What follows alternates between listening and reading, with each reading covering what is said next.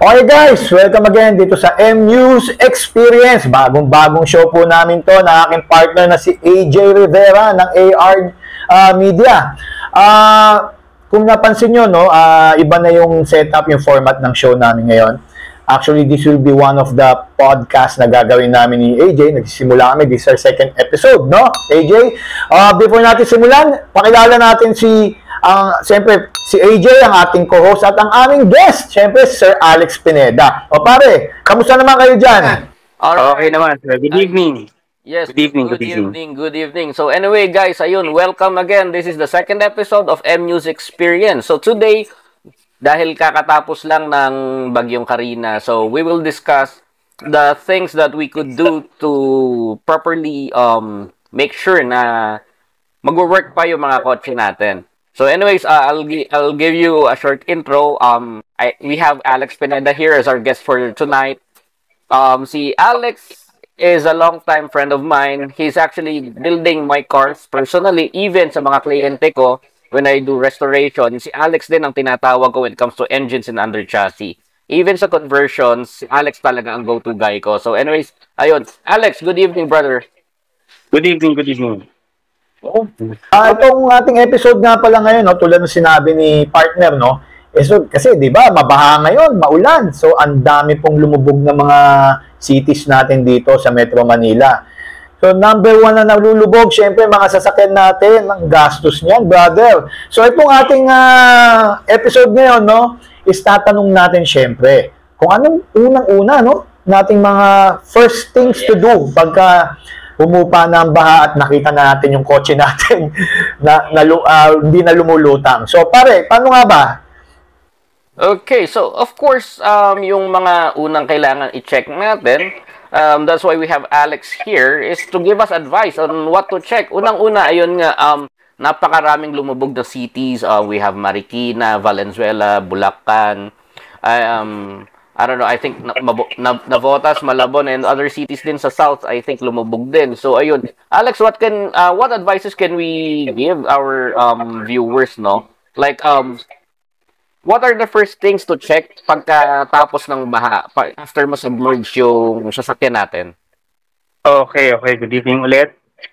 First of all, check nyo kung may insurance yung sasakyan. First things first. Tapos, kung merong acts of God, kasi importante ngayon yun, kasi hindi natin alam kung ano mangyayari. Diba? Meron kasi mga causes of nature na kagaya yung baha, lindol, or whatsoever. Tapos, pangalawa, before palang bahain, pag nakita nyo umaangat na, kung alam nyo nga abutin yung sasakyan, pinakamagandang gawin is tanggalin yung battery. Oo. Ngayon, pero syempre, there are cases na syempre, uunahin naman natin yung sarili natin na hindi natin matatanggal. Pabayaan nyo na, sasakyan lang yan, napapagawa yan. Ang importante yung buhay natin. Ngayon, pag humupa naman yung baha, tapos nakita nyo, syempre, lubog yung sasakyan, wag nyo paandarin. Oo. Kasi yung unang-unang gagawin yan, yung pinakaunang gagawin. Ano? Huwag kagad i-start. Wag nyo isa-start. Kasi that would make things worse. Lalo na kung hindi natanggal yung battery. Kasi syempre, pag on pa lang natin ang susi, papasok na yung kuryente dyan eh. Syempre, kung kunyari, basa yan, syempre, positive, negative, mag-short ka agad yan. Tapos yung mga modelong sasakyan ngayon, lalo na, puro electronics. So yun, pag kunyari, yun nga, na lumubog na nga, tapos hindi natanggal yung battery, wag nyo muna paandarin. Check nyo muna kung hanggang saan yung baha, tapos kung inabot yung engine. Para malaman, para kung inabot yung engine, tingnan nyo yung filter. Air filter. Air. Ngayon, kung kunyari, basa yun, inabot. Okay. Oo. So pare, ano to, no? Pagdating sa mga lumang kotse, yung mga decarburador, mas madali bang yun? Ay, yung fit? Kaya compare sa sir. Actually, ang ano dyan, change ka lang ng fluids, lahat. Engine oil, and transmission gear oil, Yeah. tapos kung rear wheel, yung mga differential, palit ka lang lahat ng fluids. Yun lang, game Oo. na lahat, no? Game na agad, no? Mm-mm. Sa electronics, so, sa mga mas bago, lalo na yung mga, di ba, yung mga tinatawag na EV, yung mga, anong tawag doon? Ay, EV. Oo, di ba? Electric vehicles. Oo. EV na Electric tapos vehicles, saka yung mga hybrid. Hybrid. Yes. Tira kagad yun, syempre. Malaki ang chance. Kasi may napanood na ko BYD ginawang bangka. Hindi nasira, hindi tumigil. Napanood nila sa TikTok 'yon. So, in a sense, mas malaki ang gastos, no, pagka mga bagong sasakyan pag binaha. Yes, actually. So, paano yung niyan? Paring AJ, ikaw sa tingin mo, pagka nakita mo yung beloved at Toyota mo, nakita mo, lumulutang na sa baha. So, paano ba yan? Siyempre, yung pang-ilalim niya, madadali din dahil magsisip through yan dun sa di ba, sa mga matting, sa mga...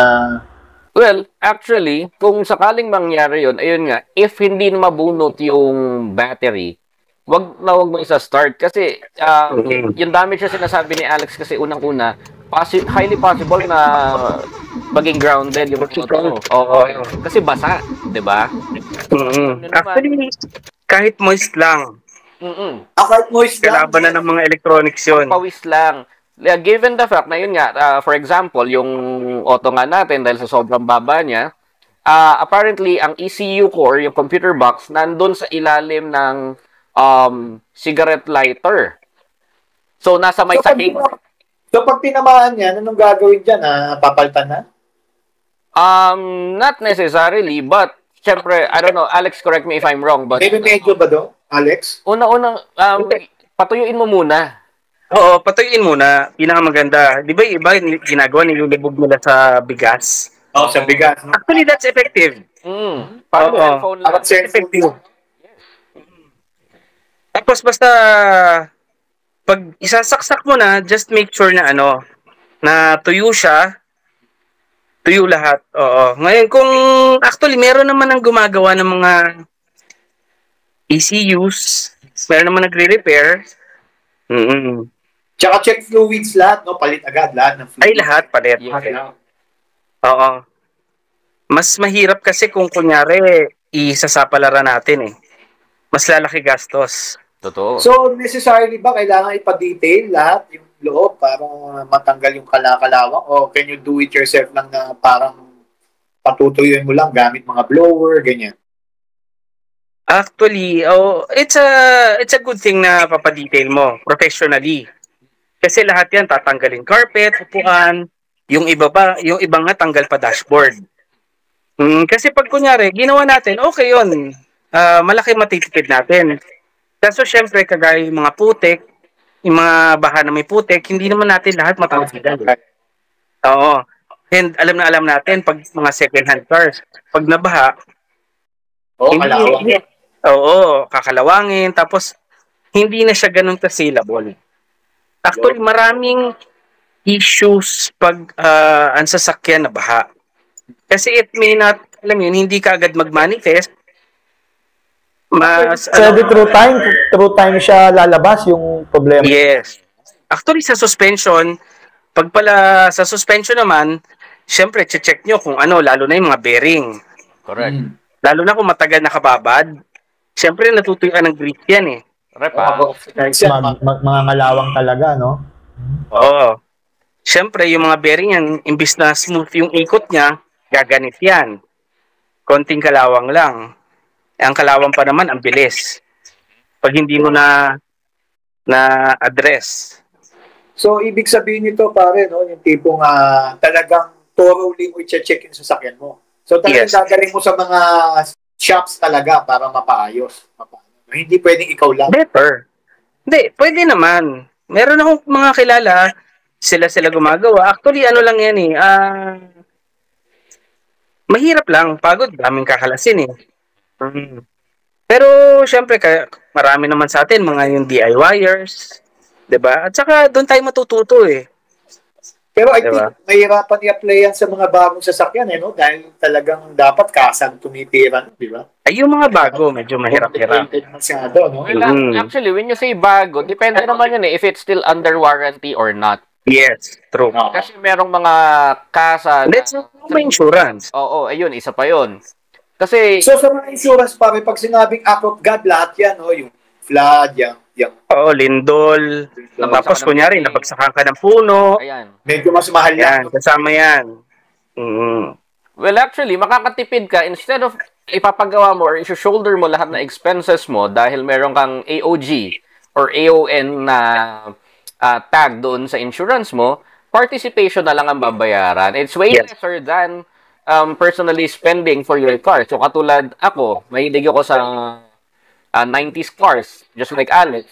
Yung mga 90s cars namin, yari tayo dyan. Tulad ikaw, Kadyo, yung Lancer mo. Pagka yan ang nanubog, shoulder mo. Pare, mga 2 linggo ko di ginamit. Di ba ngayon hindi nag-i-start? No? Tatanggalin ko yung baterya ngayon para pa-recharge. Tulak ako ng tulak kanina, bro. Pero ayun nga, pagka may edad na yung kotse, talaga i-shoulder mo lahat. So you have to understand kung paano rin yung dapat gawin. If you have no clue or hindi ka sigurado, might as well call your trusted mechanic or dalhin mo sa preferred shop mo.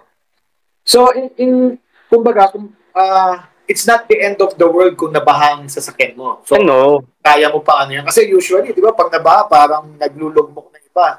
Siguro, yung mga walang budget, no? Kasi talagang may gastos yan. Say, ang ngayon ang tanong ko, estimate, bro, kung ang sasakyan mo is may kalumaan, it's in 90s to the late 2000s, magkano kaya nakikita mo dyan na gagastusin? Actually, case-to-case basis yan. Unang-una, kung gaano kataas, kung hanggang saan inabot yung auto.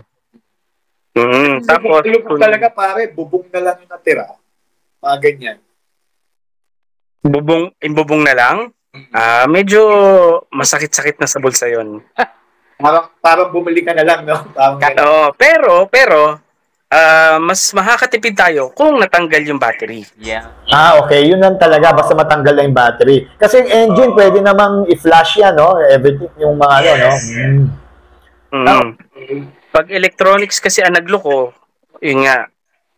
Kasi di ba yung iba dyan, pag hindi nila natanggal, bigla na lang iilaw yung makina, mag-on yung wiper, magbiblink yung hazard. Nag-ground, no? Oo, nag-ground na sila kasi syempre, water is a good conductor ng electricity. So, yung pag ganun, shorted na yun. So, mangyayari yan, gagastos ka, i-rewire lahat yun, no?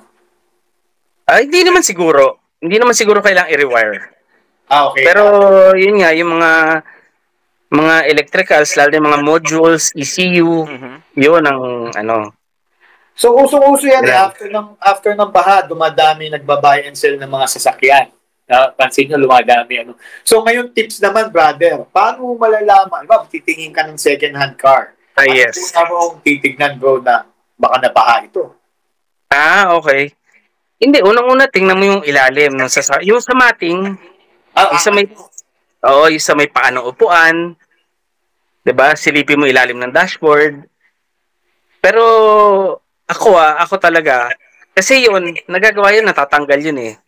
Ang isa sa usually hindi na nagagawa, yung seatbelt. Correct.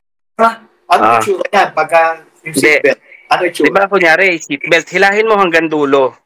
Okay. Pag may nakita ka doon na bakas ng parang putik o kalawang, sure yun. Kasi tama nga naman, yung mga pang-ilalim, madali na mapadetail yan, di ba? Oo. Seatbelt, okay. Kasi ang seatbelt, once na sinagad mo siya, kaya niyang lumabas eh. So, ganun kahaba yon. So, we need to check din yung dulo, syempre. Yung pinakadulo. Tama. Kasi yun yung madalas na disregard ng mga detailers. Yun talaga yung seatbelt part, no? May iba pang ways para malaman mo. Basic lang naman eh. Siyempre, titingnan mo kung gumagana lahat. Diba? Kung gumagana speedometer, lahat na electronics niya, kung gumagana. Yung mga check. Tapos, isa pa yung mga ilalim ng upuan, Kung medyo kinakalawang na, kunyari, let's say, 3-5 years pa lang, dapat hindi kakalawangin yan. Diba? Kasi hindi may iwasan yun eh, no? Pero yun, seatbelt is a good indicator.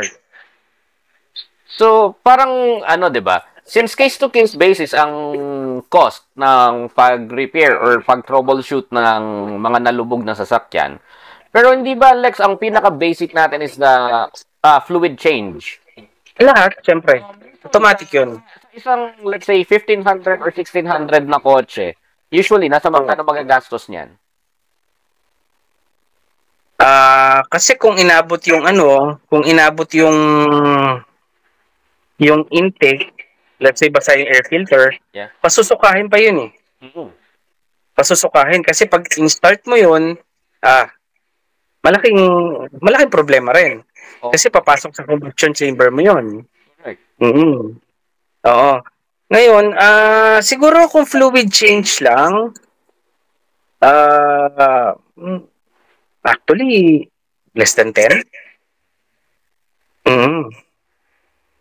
Magkano lang naman ang flashing din eh, no? Compared sa... Engine oil, flashing na mga... Kung automatic transmission, medyo mas mahal. Kasi ilan litro yan. Sama mo na filter. Isa pa pala, yung gas tank, kailangan i-check.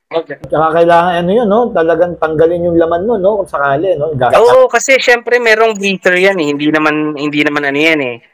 Hindi naman siya sealed. Oo. Ngayon, in any case na may pumasok sa breather, kailangan tapon mo yun.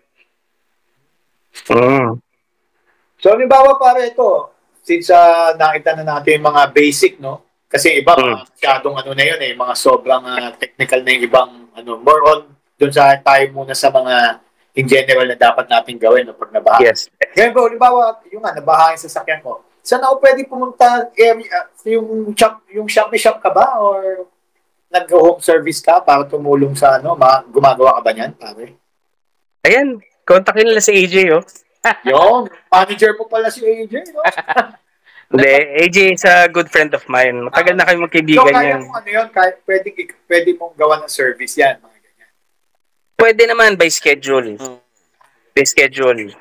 Actually, ayun, two ways para magpagawa kay Alex. Ako, ang ginagawa ko, actually, 3 kasi magbarkada kami. So, yung una is, tatawagan ko siya. So, that's home service. Second is, dadaling ko talaga sa kanya.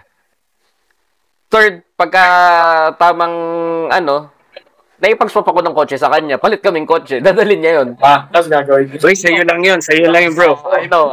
Hindi po sa lahat yun, boss. Hindi sa lahat yun. Pero sa'yo lang yun. Ayun nga po. Either you go to Alex, contact me on Facebook, or Instagram, or even TikTok. Coordinate nyo sa akin. I'll let Alex know kung paanong arrangement, kung pupuntahan ba, or kaya bang ipato actually nung client. Kasi ang hirap din ngayon na yung maghahatak, hindi na pwede yung hinahatak lang yung kotse. So, kailangan may coordination sa towing service. So, ayun, if you need to contact Alex, just let me know, message me on my Facebook. Sabihin nyo lang sa akin kung pupuntahan ba sa bahay or kung nasaan man yung sasakyan, or pwede nyo dalhin, you just message me, I'll coordinate everything with him. At saka sa mga viewers pala natin, guys, no, it also applies to motorcycles, di ba? Halos basically, Yes. mga kotse. So, yun.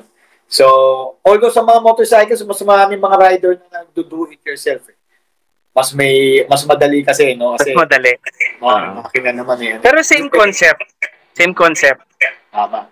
Pero ayun, anyway, other than that, Lex, what if yung kotse na ilusong mo lang naman sa baha, pero medyo malalim? I mean, it's way beyond the wading depth nung sasakyan. Ano naman yung dapat nating i-check? Pag nilusong lang sa baha, usually titingnan mo kung pumasok sa loob. Pero kung dire-diretso naman kasi, hindi ka naman hihinto, usually hindi naman pumapasok, lalo na kung buo pa yung mga seals natin, yung mga weather strips. Ngayon, siguro ako kasi pag may mga instances kasi na hindi maiwasan, malulusong tayo sa baha, lagi ang chinecheck ko preno. Oo, dahil yung unang-unang Oo. tumutunog nga yan, maririnig mo. Oo, unang ano yan, ang ingay niyan. Diba? Ngayon, ang technique lang naman, kunyari, umaandar ka. Oo. Umaandar ka, yung left foot mo, apak mo ng konti sa preno. Yung parang itutuyuin mo siya. Okay, habang umaandar ka. Oo, habang umaandar ka. So, parang magkakaroon ng friction, parang gano'n, no? Oo, parang light, light touch lang doon sa brake pedal. Pero reminder lang sa mga susubok nun kung mabigat ang paa ninyo at hindi kayo sanay ng left foot braking, medyo Oo. dahan-dahan Light lang. light Dahil baka biglang pumako yung hinto ng kotse ninyo. Tsaka napansin ko, yung kasi nga 90s car din ako, yung GLXI ko, nung nalusong ako sa bahay, hindi man ganun kataas, umingay yung fan belt, yung sa ano ko, yung sa Normal yun. Kasi inabot. Diba? Dahil nabasa. Oo. Tapos pag natuloy, Pero ano yun? Mawawala rin yung pag natuyo yun. nakakapanik lang, no? Dahil, ba't Basta pag lulusong sa baha, wag na wag kang hihinto. Yun. diretso lang. Kaya, okay. Kaya yung ibang Maganda, low gear. Tapos alam mo yun, constant pace. Oo, kumbaga, wag ka matulin, wag ka mabagal. At saka paano nga pala yung ibang ginagawa, lalo pag lumalalim, pinapatay ang aircon? Oh, kasi syempre, load din sa makina ang compressor. Mas maganda. Patay ka ng aircon, tapos yung low gear. Tapos steady pace ka lang. Hanggang sa makatawid ka.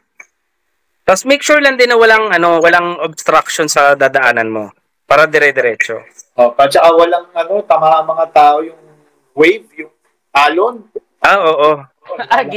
Guilty ako dyan nung Thursday nung kami.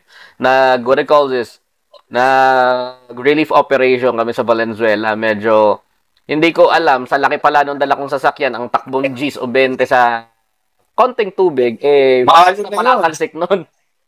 Oo. Medyo Makita mo yung mga kotse bumabangga na sa pader. Actually, meron ako nakasalubong na auto. I think nandun sa isa sa mga vlogs ko. Kapareho ng auto ko, kasi baba ng auto ko, sa akin, parang hindi pa umaabot sa mags.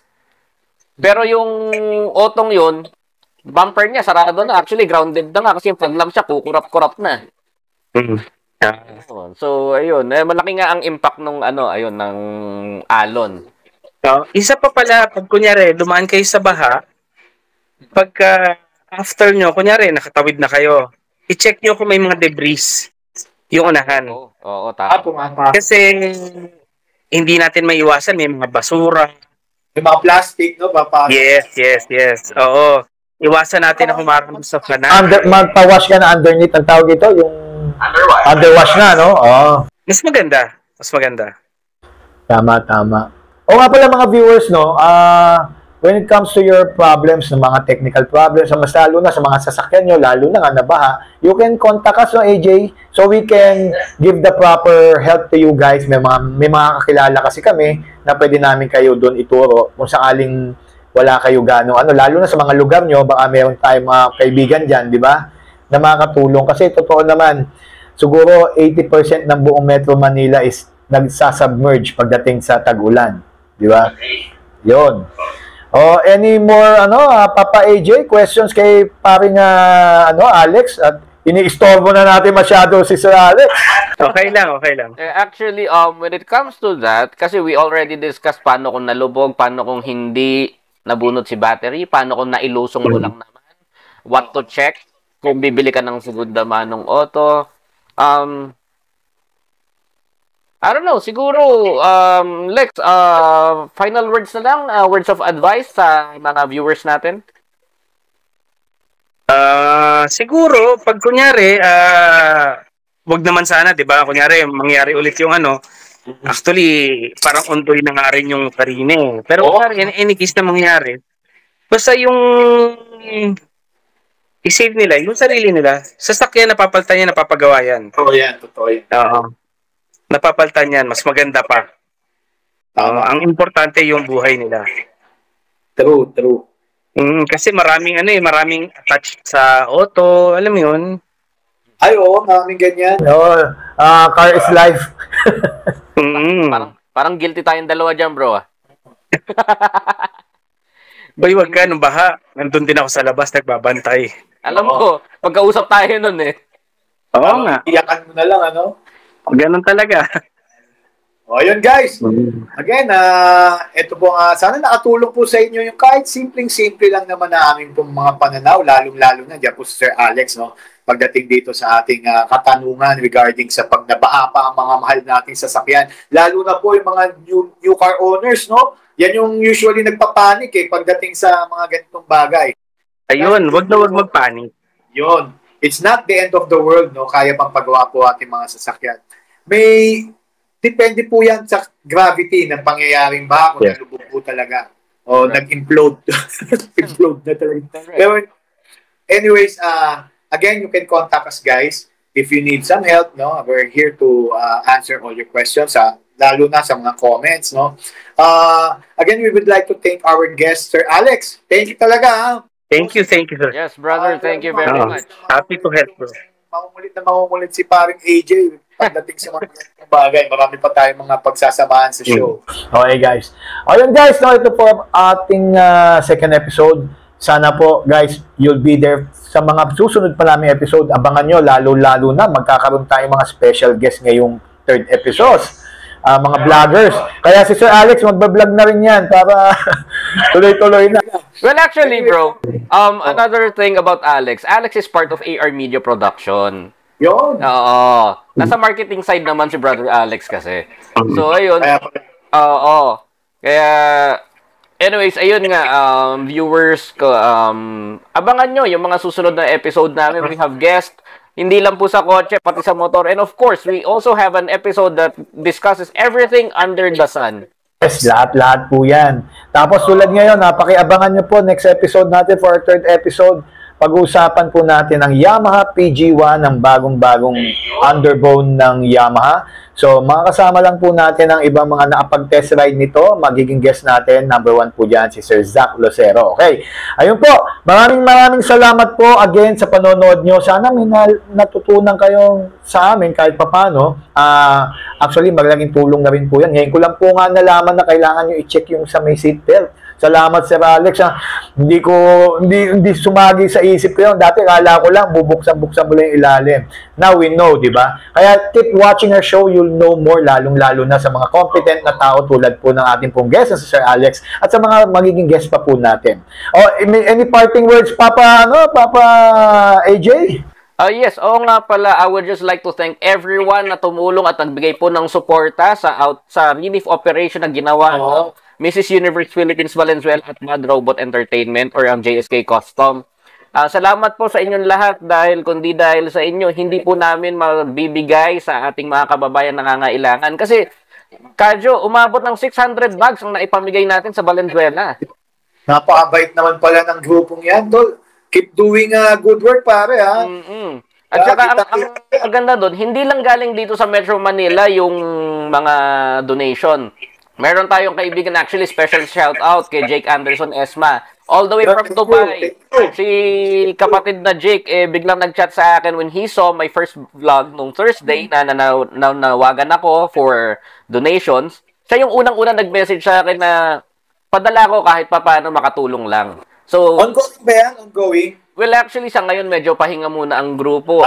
Siyempre, we have to do other things. Pero kung meron pang gustong tumulong at gusto magpadala, feel free to message AR Media. Do you have a Gcash account that they could donate? Pwede nilang i-transact yun sa AR Media Facebook page na lang. Ayun, sige. So, contact nyo lang, guys, ha? So, yung AR Media, makikita nyo naman. Kasi yung video natin ko, lalabas din doon. So, nakita nyo. At saka yun nga pala, no? So, i-remind ko lang ang viewers natin. So, they can catch us every Tuesday, Thursday, and Saturday. Facebook, YouTube, TikTok, and Spotify. Spotify, guys. Yun. Pag wala kayong magawa sa loob ng kotse. Okay? O yun, guys. Again, thank you for watching our show, no? Dito po sa M-News Experience. Motorcycle News Experience. Second episode po to. At dadami pa po naka-plan out na po po mga episodes. Maraming salamat, Alex, bro. Thank you, sir. Thank you. Okay. Next episode ha, busy tayo lagi ngayon. Oo nga oo nga. But anyways, para sa mga viewers natin to, para makapagbigay tayo ng tamang information sa kanila. Okay guys, tulad ng sinabi ko, please like, share, and subscribe para po makuha na namin ang aming silver play button. Malapit na guys. And again, I would like to say thank you. And I'm Kadjo, and I'm here with Alex and AJ saying, Thank you. guys, see you next time.